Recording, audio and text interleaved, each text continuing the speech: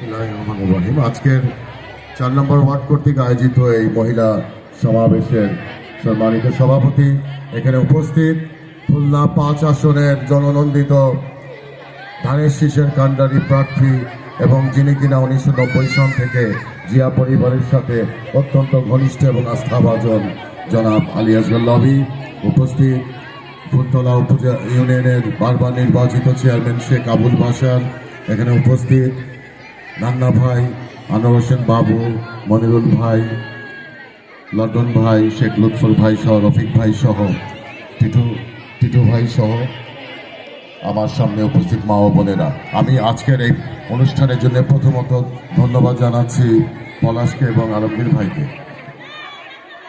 আপনাদের কাছে তালিমের নামে একটি দলের কিছু মহিলারা এসে বলে যে তাদের পক্ষে নাকি ভোট আদায় করলে, তাদের ফোন দিলে জান্নাতে যাওয়ার নাকি পথটি নাকি প্রশস্ত হবে।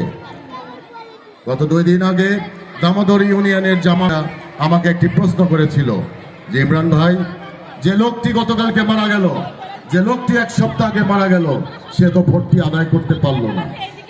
সে যে ভোটটি আদায় করতে পারলো না, তাহলে সে কি জান্নাতে কিভাবে যাবে? প্রিয় উপস্থিতি, যদি ভোট যদি না যায় তাহলে জান্নাত কিভাবে পাবে সে? এই হলো জামাতের মতবাদ।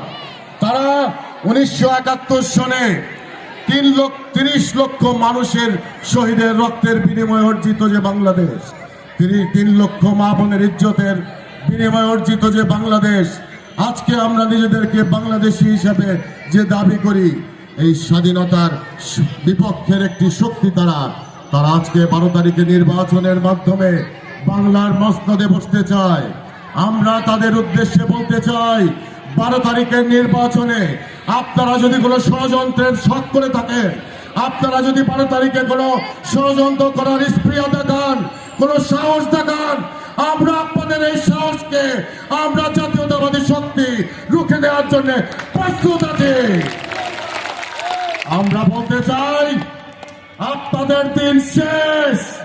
12 তারিখের পরে ধানের শীষের বাংলাদেশ, শহীদ জিয়ার বাংলাদেশ, খালেদা জিয়ার বাংলাদেশ, তারেক রহমানের বাংলাদেশ, আলী আসগর লবির বাংলাদেশ। আমার আগে আমরা, আমার আগে দেশ, আমাদের ক্ষমতার আগে জনতা, সবার আগে বাংলাদেশ। সুতরাং মা বোনেরা, 12 তারিখের জন্য প্রস্তুত হন। 12 তারিখে আমরা ধানের শীষকে জয় করে ছাড়বো। ইনশাল্লাহ ধানের শীষের জয় হবে, বিজয় হবে ইনশাল্লাহ। আপনারা সকলে প্রস্তুত থাকেন। 12 তারিখে সকাল সকাল ভোটটি আদায় করবেন। আপনারা 12 তারিখ পর্যন্ত তথা জীবনের শেষ প্রান্ত পর্যন্ত সকলে সুস্থ থাকেন, ভালো থাকেন, এই কামনায় আমি আমার বক্তব্য শেষ করছি। খুদা হাফেজ। বাংলাদেশ জিন্দাবাদ।